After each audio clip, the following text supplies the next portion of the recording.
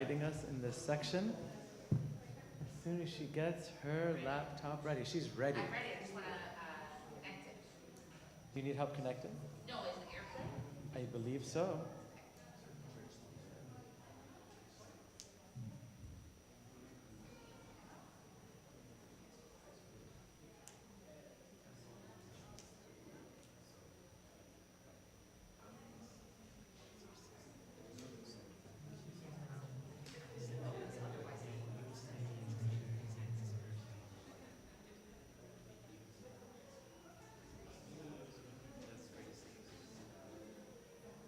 What did I miss last week? Who's doing the 5-minute recap? We're pushing it off? Was it you? What was the topic last week? That I missed. Anyone? Who was here last week? Anyone? Gabby. You weren't here last week? You sure? I feel like you were here. What do you feel like the topic may have been? Maybe, possibly, kind of. Anyone? Who knows? What? Yeah, we're talking about San Mark and the difference between San Mark and Oh, like the Gospels? The difference between the Gospels? I love this. Okay, great. Just waiting for Maggie. No problem. Hey, how are you?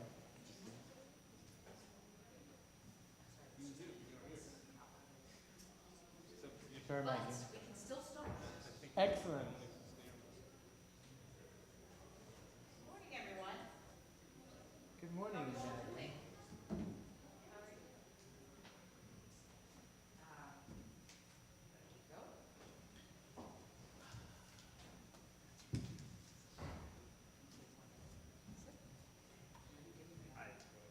Sure. Take one and pass.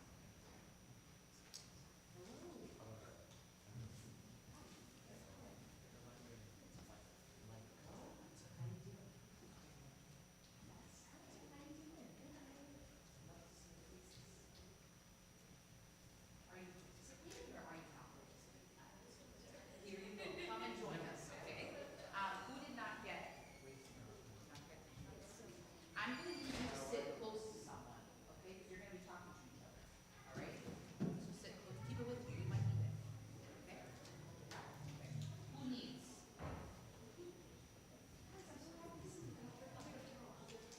Your time is so valuable. I'm happy to take your time.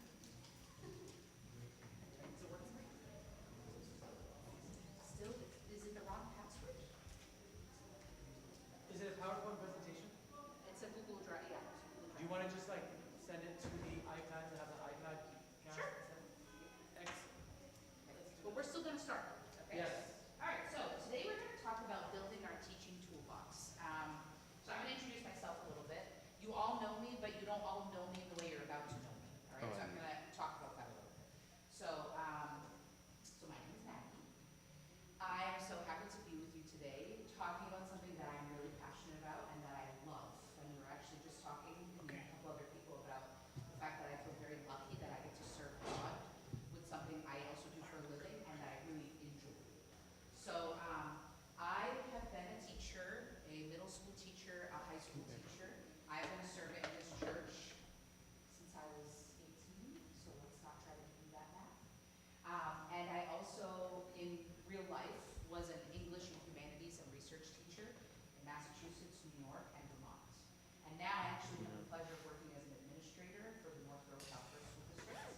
And I know some of you attended that school district, and I work in the superintendent's office now as a director. So I actually get to coach teachers all the time now, and I get to work with K-12 teachers, and I also get to visit schools and work with K-12 students. So it's really fun. I am very passionate about teaching, as you can see, and today I'm going to try to give you some like fundamentals of teaching that I think we don't talk about explicitly, because I think up until the past few years, in this service and in many other services, we kind of think teaching is like a God-given talent and it's not something you can learn about, and there's just some good servants and some not so good servants. There are people who are good at teaching or not good at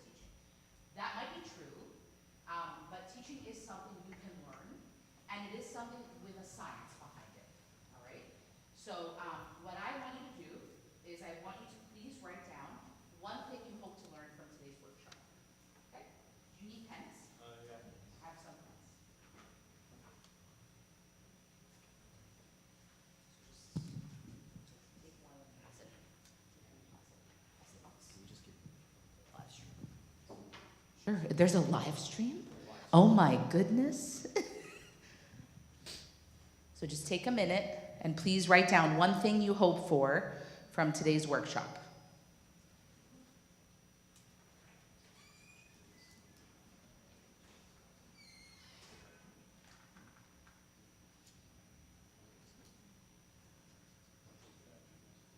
Yeah, you can try.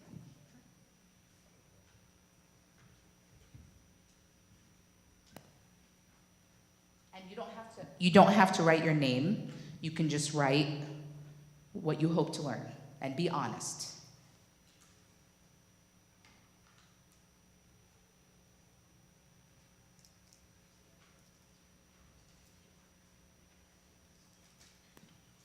Messages, I just put it on do not disturb so that I wouldn't get texts. Right there. And you're sure it's not the wrong password? Like no one changed it just to mess with you, right? Okay. Does everyone have a writing utensil? Okay, great. And okay,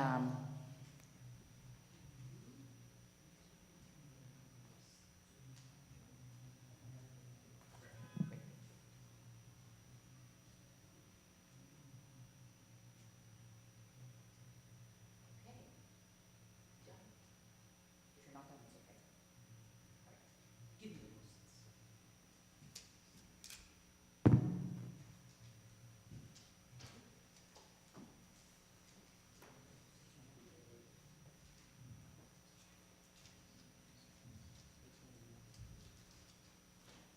Give me the post-its whenever you're ready. If you're not ready, that's okay.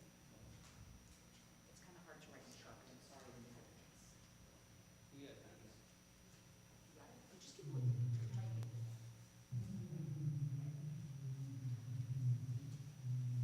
All right, now get up. Okay.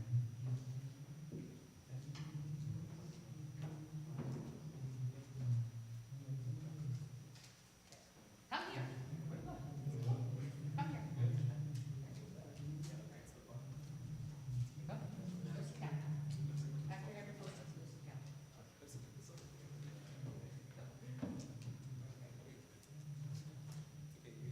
Yep. Go. Go. Just go. Draw that one.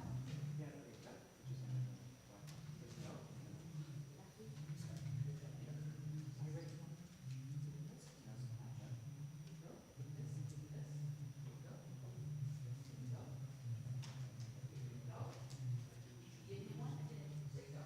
You're giving me yours right now. Okay. Take this. Okay. Take this. I'm giving yours back. Okay. All right. Everyone have one? Yes? Why is your system blue? Are one of you able to connect?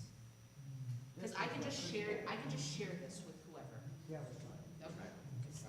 Just keep talking. That's okay, that's fine. So, you should have a Post-it now that is not yours, okay? I'm gonna pick, whose birthday's in March?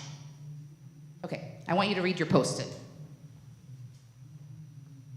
Communicate big ideas effectively in an engaging way. Can you give me a thumbs up if you agree with that, if that's something you want to learn? Great. Who's going to give a thumbs down? Okay. All right. Whose birthday is in August? Wow, only me? Okay. Whose birthday is in April? Okay. Learn how to teach kids about confession. Very good. All right. Who loves buffalo chicken wings with the bone? Okay. How to deal with different children's skill level in a class.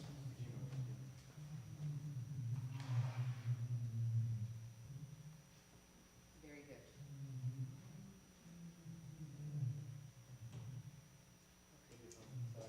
No, it's okay.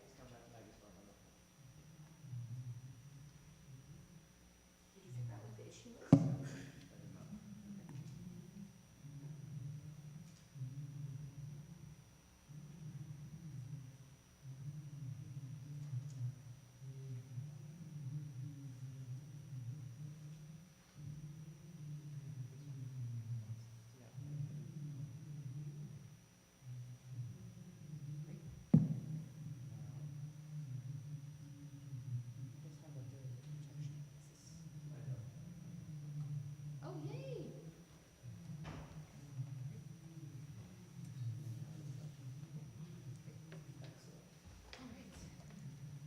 to use the microphone.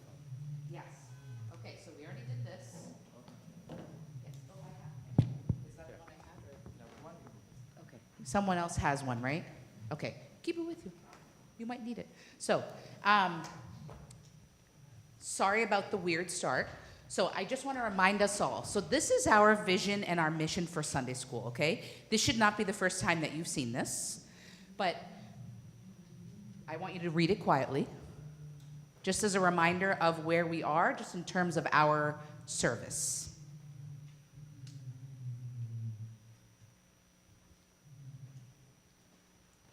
Okay, so these are our objectives for today, and this is our agenda.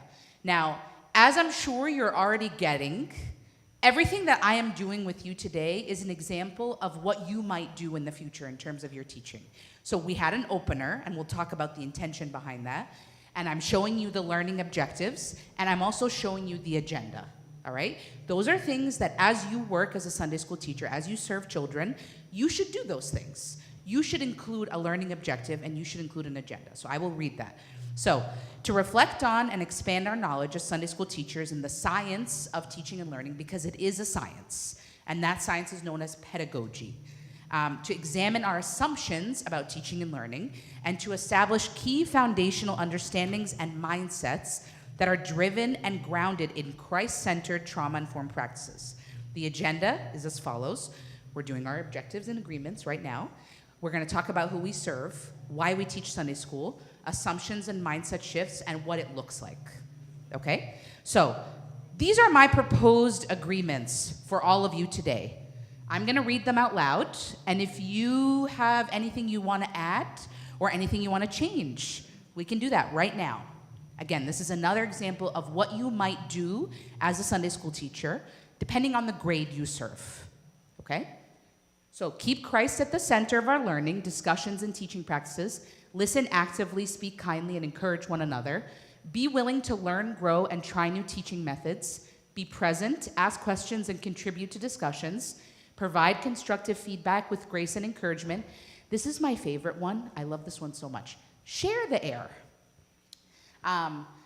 Monitor your own airtime. So if you feel like you are someone who is speaking a lot today, that's awesome. But maybe just be like, oh, I got to invite someone else to speak, okay? And take responsibility for this. I'm going to make you all promise me right now that you're going to take responsibility for this work, okay? This is very, very serious. I think sometimes we think about service and we think the content of the lessons is the most important thing. Ask me, I have been a member of this church for 30 years. Ask me the content of the lessons that I was a part of. I very rarely remember the content, but I remember the people teaching me and how they made me feel. Okay? So, who do we serve?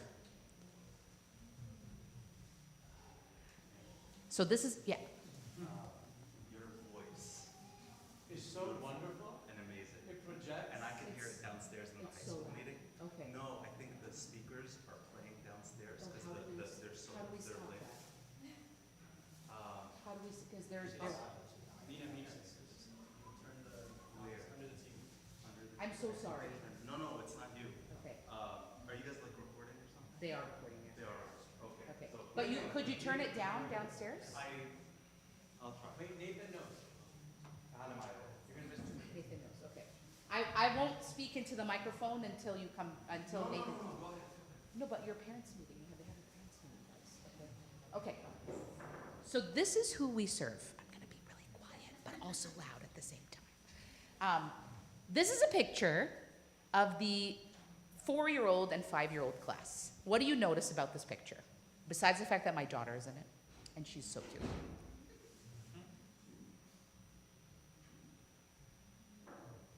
Look happy. They look happy. Mhm. They're engaged.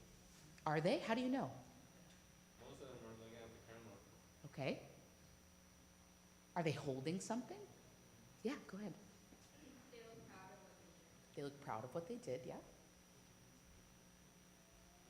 Anything else you notice? Yeah.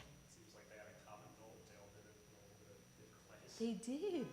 Like if you look at all of their drawings, you can kind of tell who they are by what they drew, right? So that's a really great sign that they feel comfortable to show who they are, right? Do kids feel that way forever?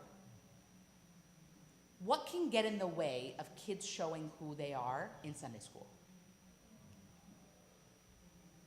So these kids are 4 and 5. It might be easier for someone who's 4 and 5 to show who they are, right? What happens as they get older?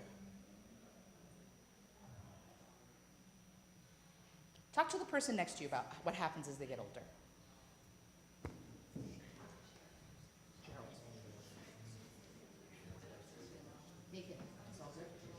Okay, so I can be myself? Okay, great.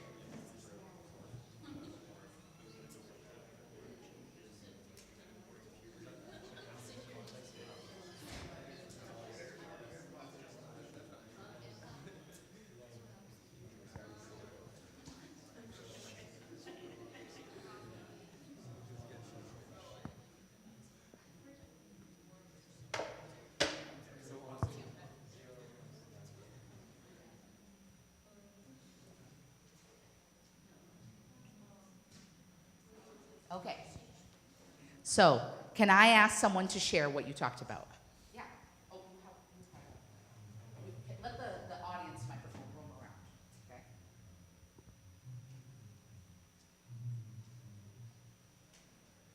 okay? Well, one thing could be like shame. Is if they feel shame for what they did, then they're Yeah. probably not going to share as much. Okay, so Mark just said shame.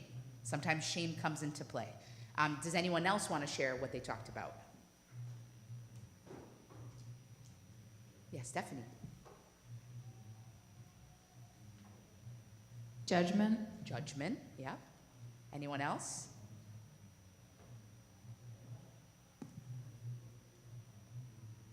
Yeah, you want to share? Comparison. Comparison, yeah. Okay, can you pass it up to Gabby? Gabby.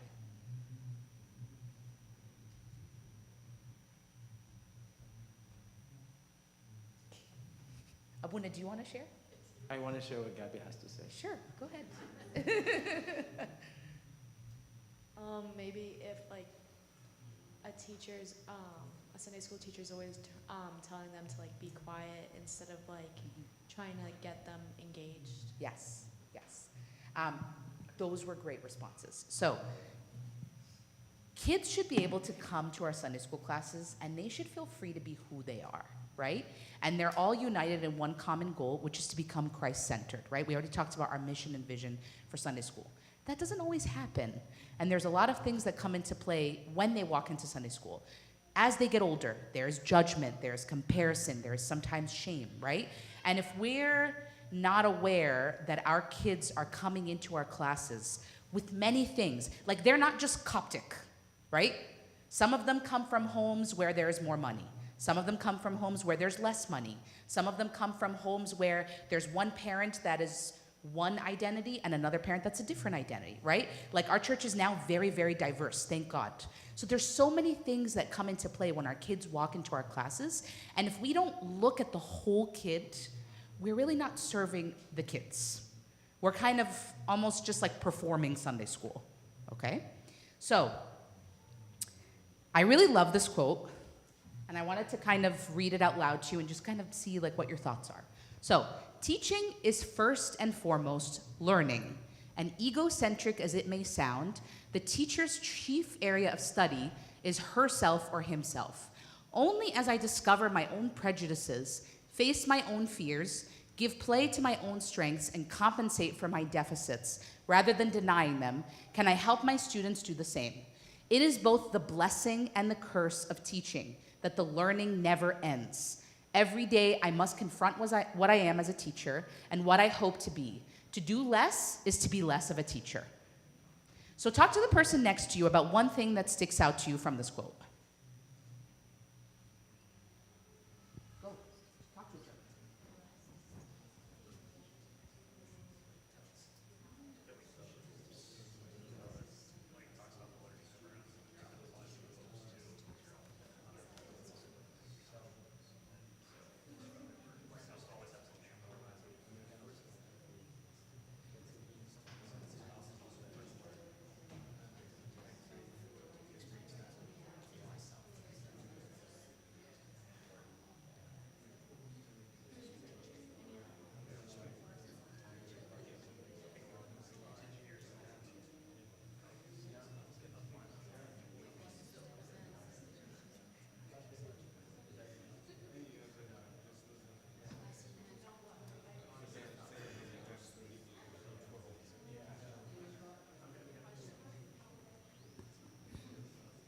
Okay.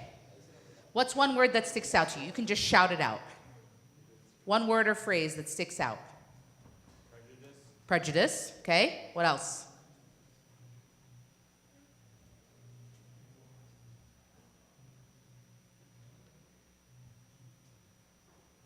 You're taking a long time to answer some of these questions.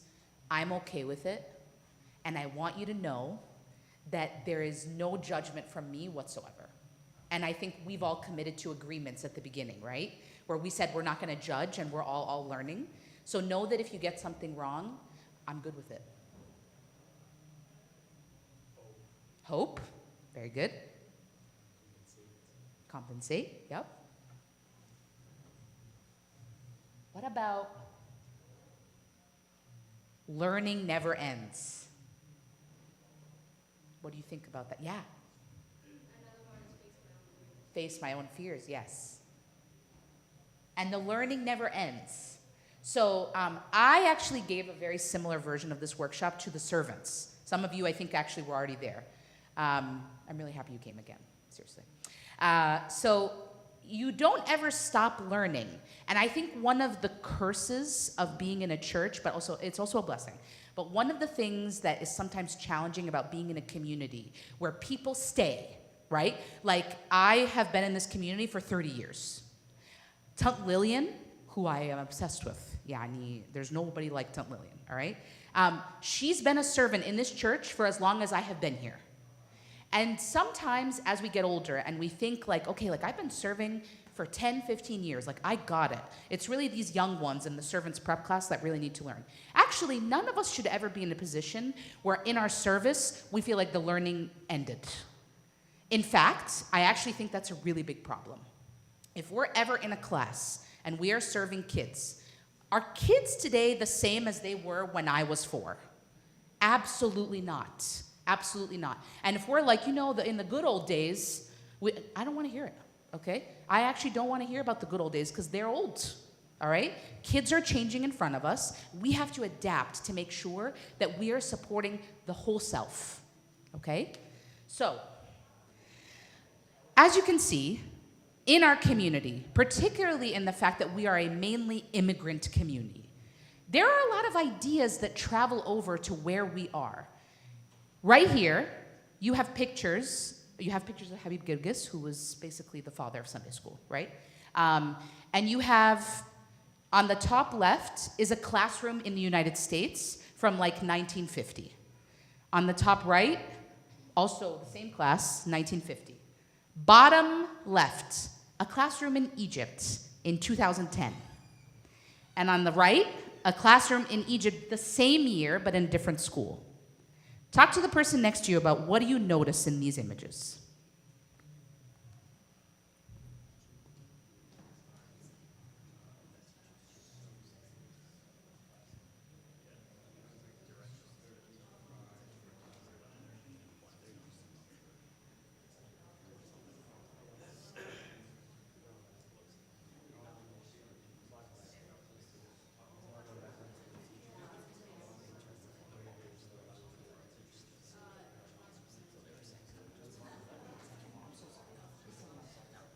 Maggie, did you say bottom left was a classroom in Egypt, bottom right was a classroom? In Egypt. They're both in Egypt. But both of the bottom photos are classrooms in Egypt. Yeah. Same year, different students.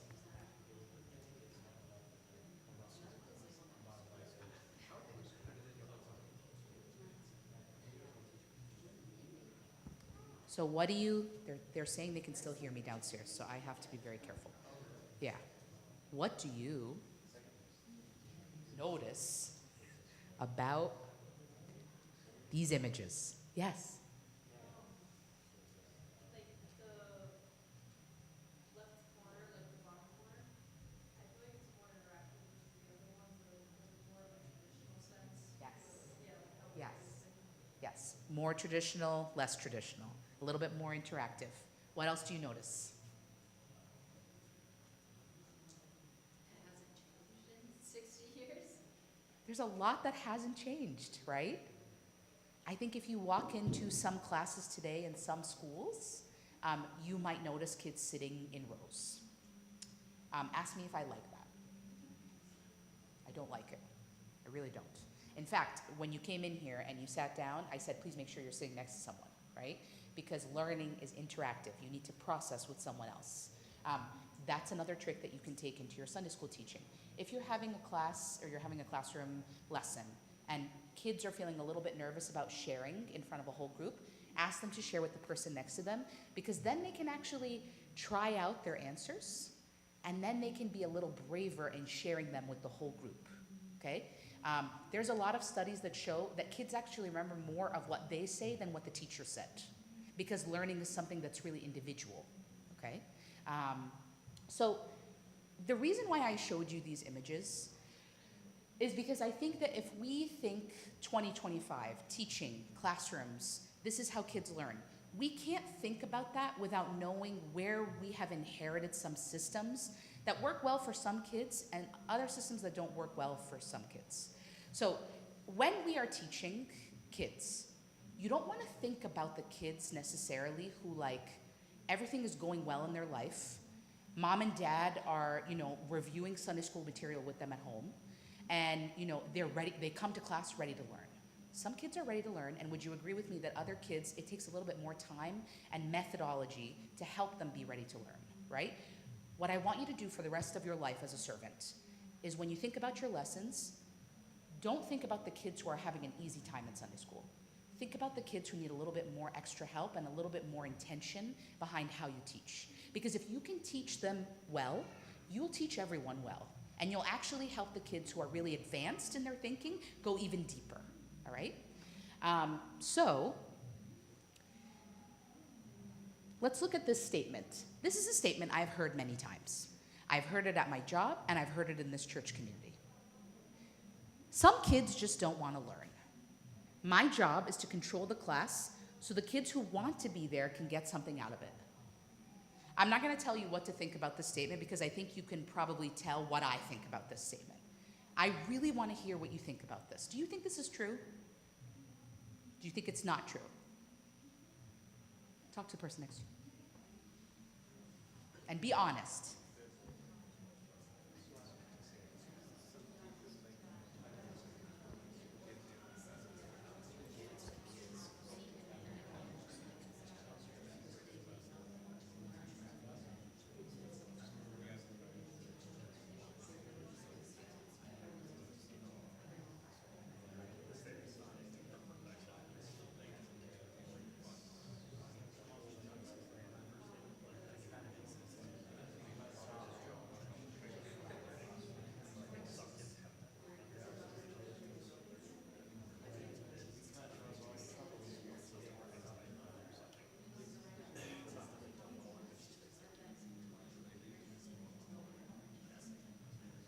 Okay. Who would like to share what they said?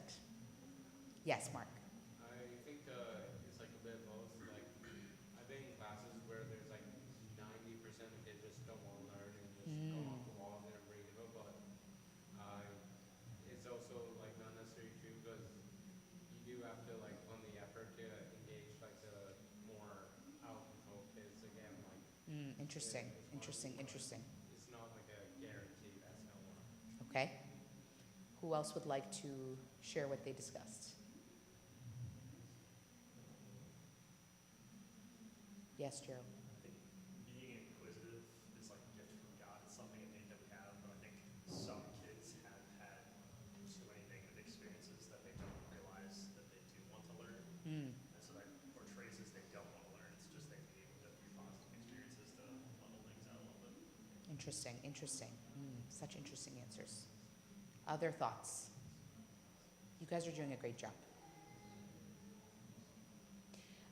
Nathan, can I ask you a question? When you were born and you were learning how to walk, who gave you lessons in how to walk? No one gave you lessons. Okay.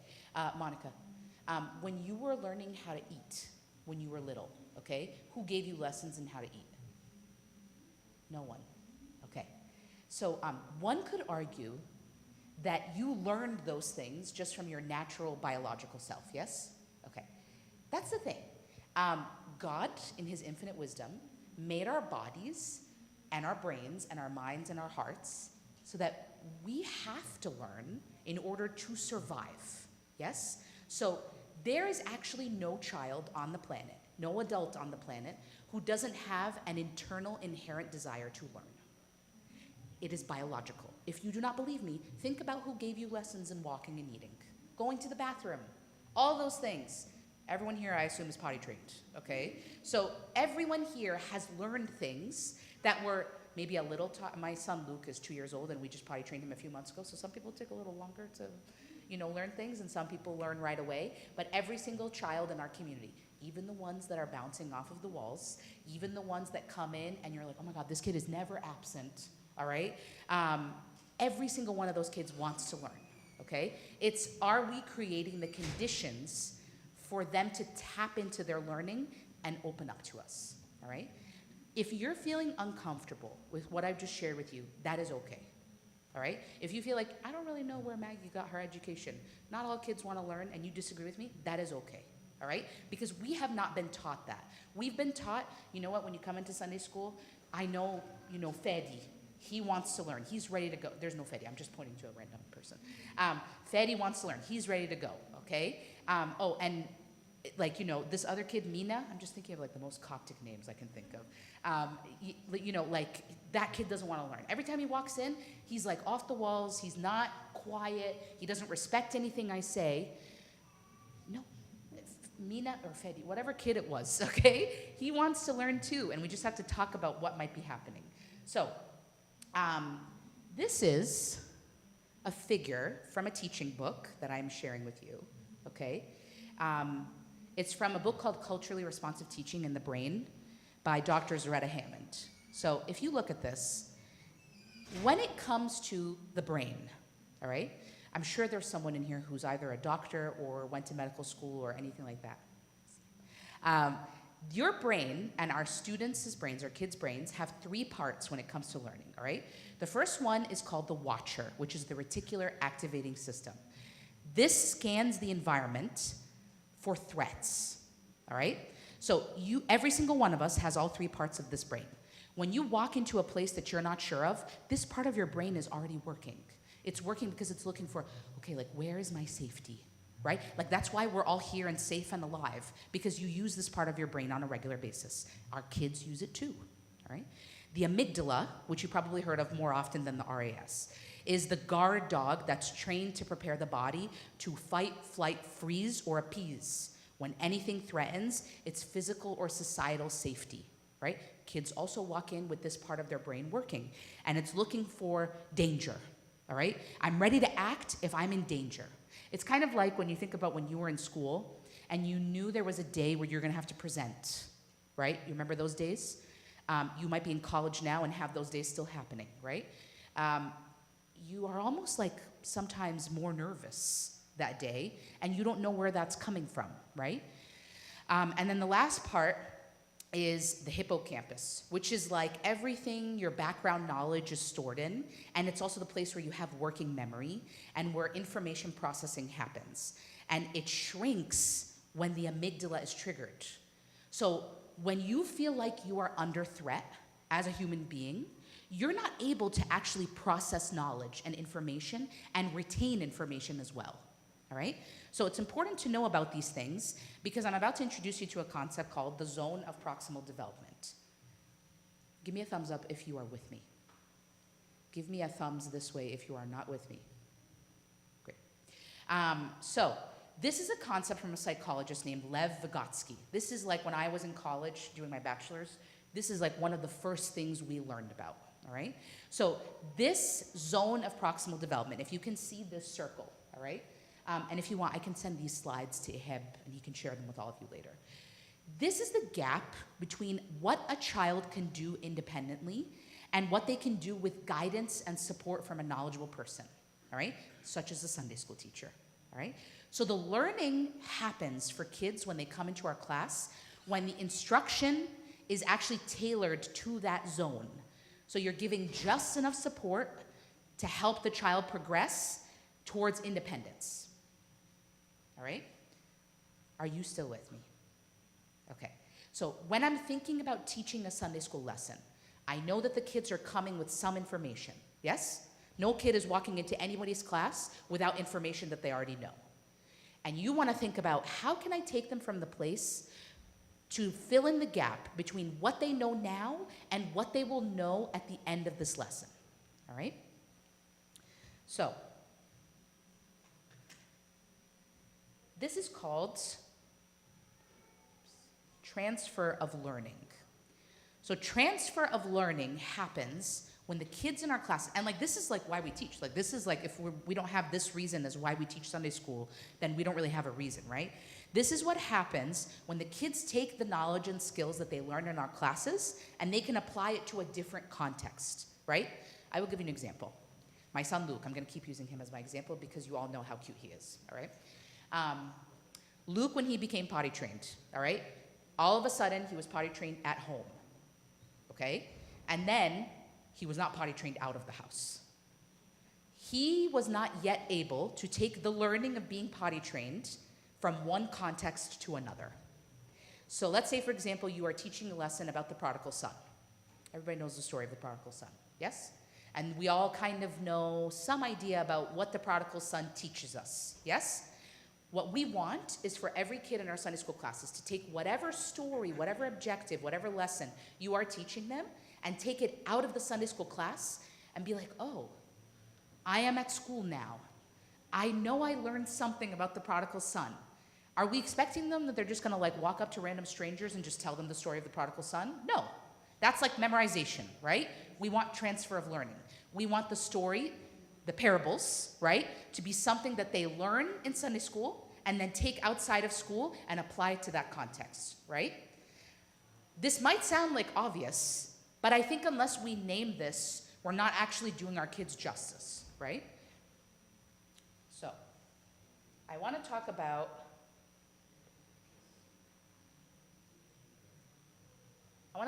trauma-informed education. Raise your hand if you know what the word trauma means. Only 2 people know what trauma means. Okay, thank you very much. And Tumaya? Great. Is trauma limited to like a car accident, for example? No. Could trauma be food insecurity? Okay. Could trauma be losing a grandparent?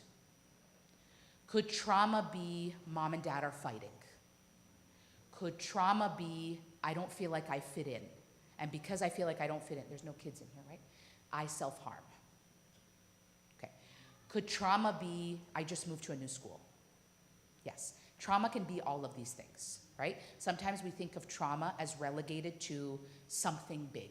Like, oh my God, everybody in the class knows what happened to this one kid like a year ago, and it was this big trauma, and we all prayed for him, okay?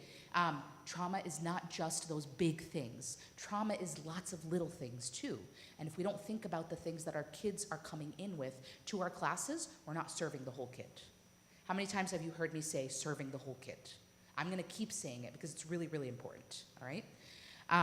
So this is an approach that responds to the impacts of trauma to the entire church community and prevents future trauma from occurring.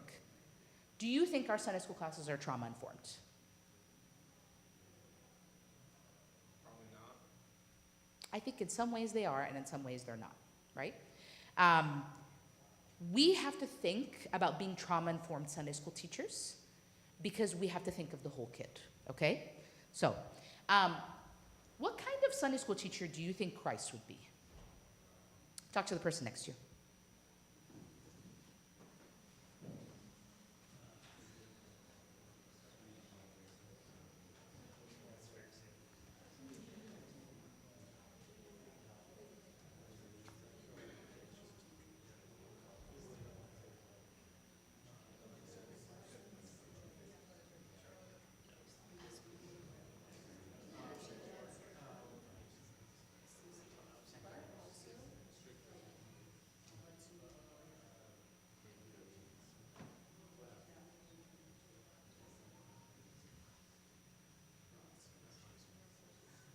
All right.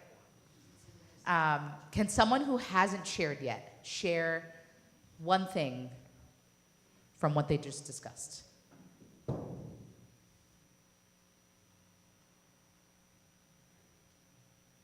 Yeah. Absolutely. Yeah. Smart and well informed and cares about each kid. What else? Yes. He would be patient. Mhm. Other ideas? Would Christ only like the kids who behave? No, that was ridiculous. I can't believe I even just said that as a question, right? Christ would not just like the kids who come to class ready to learn and behave, right? Christ would be really happy to see each person, and he would be really patient, and he would be kind, and he would be well informed, he would be very smart, well intentioned, right? Would he see our assets or would he see our deficits? He would see both. Which one do you think he would try to think about more?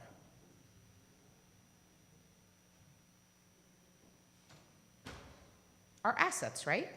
Yeah. So assets are the great things that each person has. The deficits are the things that people struggle with. So one of my deficits is that I am sometimes impatient, okay? Especially if I'm very tired.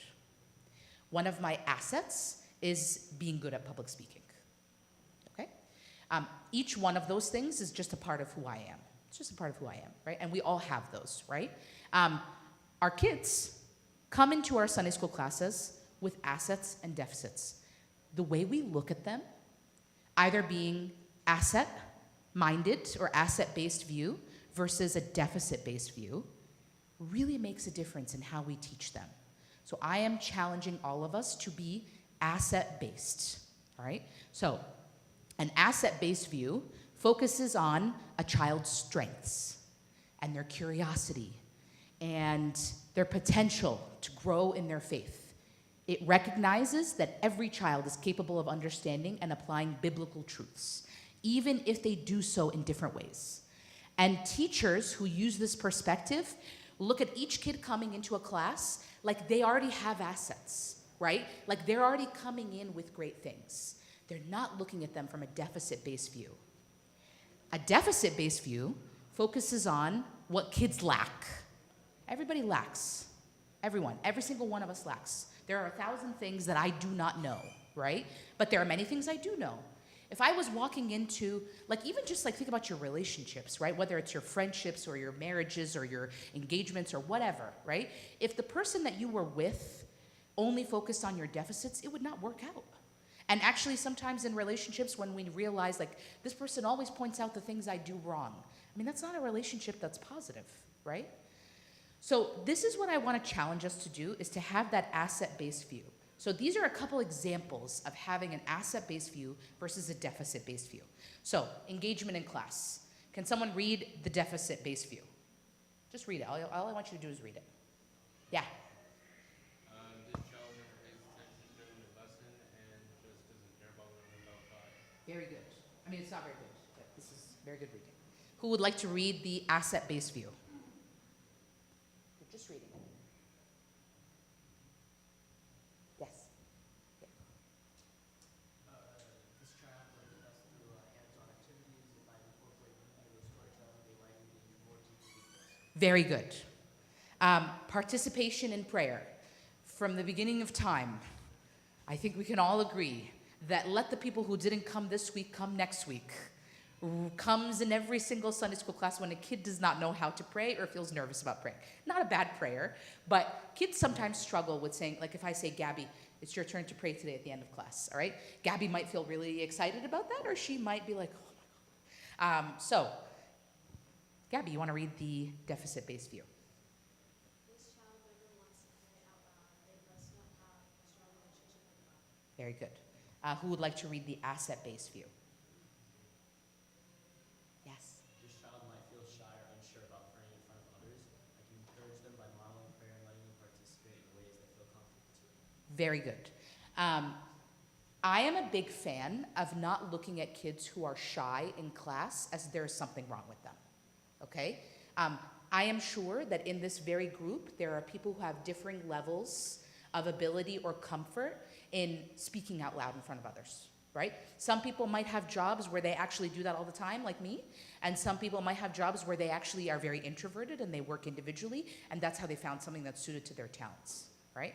So it's not about, oh, is that me? That's me. Look how cute I was. Abunamina, do you remember this, Maggie? I sure do. Yep. So behavior, and I put behavior because sometimes I did not behave very well in Sunday school, and Abunamina knows that because he was one of my first Sunday school teachers. So behavior, I'll read this one. This child is always disrupting the class. They just don't know how to behave in Sunday school. Or this child has a lot of energy and enthusiasm. If I give them a leadership role or a hands-on task, they might stay engaged in a positive way. So there are a lot of examples of this. And again, I will share these slides with you. But if you look at just like restlessness, okay? Do some of our kids in our classes have disabilities? Do they have learning differences? Okay, that's a real thing. Whether we are comfortable talking about that or not, there are kids in our community who are on the autism spectrum. There are kids in our community who have ADHD. There are kids in our community who have disabilities that are not being treated because there's a lot of stigma around disabilities, right? You agree with that, yes? So there are a lot of different ways of learning that our kids need, and to not think about them and those abilities or disabilities is like a crime, okay? Like I was recently in a classroom, like at work, where it was a high school teacher, and I don't know if you know this, but high school teachers are the teachers who, and I'm saying this as someone who was a former high school teacher, they think about themselves as teachers as content first, teachers second, all right? Elementary school teachers, when I work with them, they're like, I am a teacher of children, because they teach all the subjects and they're with the same class all day. High school teachers are like, I am an AP calculus teacher. It's not my job to talk to kids about their feelings, all right? So there is so much here, and I feel like I'm rushing a little bit, but it's really important to think about this concept, and this is kind of what I've been building up to. This is like my favorite thing in the whole wide world, because to me, this is an element or an aspect of psychology and teaching that to me feels like it could have been written by a disciple or one of the church fathers or mothers. So unconditional positive regard. And I have now talked about this so much to my husband, Samer. He now brings it up in his lessons, and he also brings it up in his servants meetings when he does a servants meeting. So unconditional positive regard is a stance. It's a mindset. Basically, it means I care about you, you have value, and there is nothing that you will do that's going to change my mind. So that means the way we treat the kids in our classes is completely separate from what they do. What do you think about that?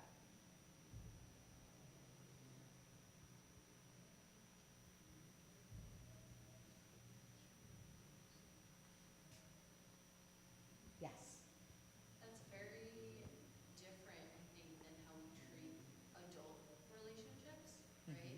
Because adult relationships, I think we care towards actions and how people treat us. Whereas here you're saying, I don't care about your behavior, your action, like I am still going to care for you. Absolutely. That was really good. So sometimes I think about like the way I have my adult relationships and my kids, right? There is nothing that my son or daughter can do to make me stop loving them, okay? Even though sometimes you're like, oh my God, okay? My parents, who are actually sitting in the back and attending this workshop, so cute. My parents, there is nothing that I can do to make my parents stop loving me. Hi, Mama, hi, Papa. There is nothing that our kids should be able to do in our Sunday school classes that makes it so that they feel like we don't love them anymore. And if we don't agree with that, we should not be Sunday school teachers. I'm just saying it, okay? If we think that our kids have to earn our love and our service, we should not be teaching them. Because in everything that we do as Sunday school teachers, we should be modeling Christ. It's not an adult relationship, right? It's very different from an adult relationship. If anyone in here is dating or engaged or married, your love for your spouse is, I don't want to say it's conditional, but the way they treat you does matter, right? And the way they act does matter. This is a very different kind of relationship. I can give you so many examples of this, but I will give you an example of being, how do I go back? I want to go back. Well, ignore this, okay? When a kid comes to class late, I remember being a person who, when a kid came to class late, both as a teacher in public schools and also as a Sunday school teacher, to be like, nice of you to show up. I've said that, absolutely. How else am I supposed to get them to not be late? Wrong, okay? That's an example where when a kid comes to class and they are late, and we don't know the reason, right? We don't know if they were like in the bathroom not feeling well. We don't know if their parents were late to bring them to church. We don't know if they're having depression or anxiety and they have a really hard time being in crowds, right? We don't know why. But when a kid comes to our class and they are late, and let's say, for example, we teach high school, okay? And we can kind of say, like, you know what, I think this kid went to Dunks before they came to this class, all right? Believe it or not, it does not matter why they are late.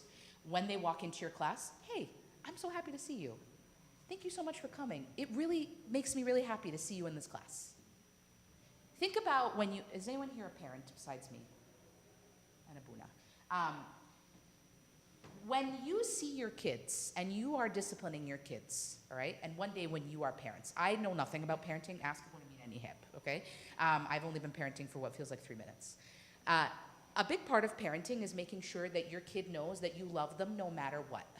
Even if they do something like, for example, we'll remember Luke and his potty training. If he pees on the ground, okay, you still love them, even though your Clorox wiping is all over the place, okay? There's nothing that's gonna make your kids feel like you stop loving them, and there is nothing that our Sunday school kids should feel like, okay, like I'm not happy that you're here. Or you were late, so you're gonna earn my love back. Absolutely not.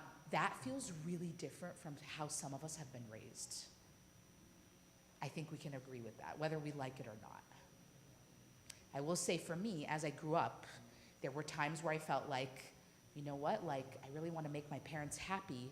I really want to make sure I'm doing the right things. Little did I know that my parents' love for me is unconditional and they're going to love me no matter what, right? So when we talk about trauma-informed education, there are 4 tenets of trauma-informed education. The first one is predictability, flexibility, empowerment, and connection.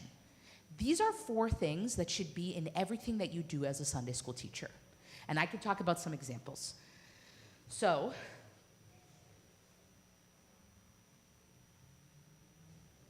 what does this look like?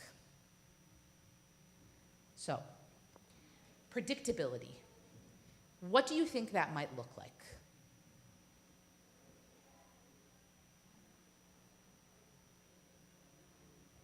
What do you mean, like in the classroom? Yes. Every kid is late every single time. Okay. Yes. I think upholding a certain standard. Okay. A certain standard of behavior, then the kids are going to know what to expect. Absolutely. Absolutely. And predictability can also be every time I come into the class, I know that the objective is going to be on the board. Okay? Every time I come into class, I know there's going to be an agenda. I can look at the board and know what I'm going to learn about, right? We might think those things are boring or they're just kind of like simple, but they actually are an aspect of trauma-informed education because kids need predictability. Like if I were to change the bedtime routine of my children and make it different every day, they would probably have a mutiny and a revolution, okay, in my household. Kids need predictability, they need routine, right? That's something that makes them feel safe, right? The other element is flexibility. Let's say, for example, I know I have a kid in my class who has ADHD. They need a fidget. Is that not what we should be giving them? No, we should give them something that helps them focus. Let's say, for example, we're doing a group activity in Sunday school class, and one kid wants to present by themselves, and one kid would rather write about it on a Post-it.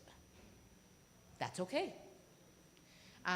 And empowerment and connection. So empowerment is like, I walk out of the class, and I feel like I can go and learn about these things. I feel excited. And then connection is, did I have a connection with the person in front of me? Did I have a connection with someone else in class? Can I tell you something that I'm realizing as a Sunday school teacher as I'm getting older and older? It's like an ugly truth. And I'm just going to share it with you because I think it's important to sometimes name ugly truths. Sometimes I think that as a Sunday school community, the kids that we pour the most love in are the kids whose families we know. I'm just gonna put that out there. That's an ugly truth. Oh, I know so-and-so's dad. I don't know this kid's name. There are a lot of kids in our church community who are often forgotten because we don't know their families or we don't know anything about their life. Those kids need connection, and they need to keep coming to class, just like all the kids whose families you do know.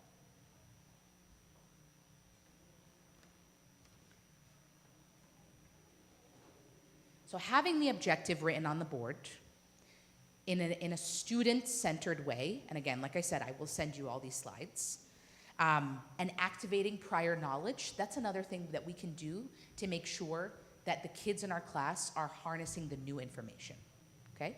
So these are some examples. Look at Hanny's little head, okay? I have now brainwashed everyone that I serve with in my Sunday school class to do all of these things, okay? But for good reason. So objectives written on the board, discuss in pairs. Notice how many times I told you to talk to the person next to you, especially when you were being quiet. You may not want to share in the whole group, but you sharing with the person next to you helps you process that information. It doesn't matter if I don't hear it or if I do hear it. You still processed for a couple minutes. And Handy right there, okay?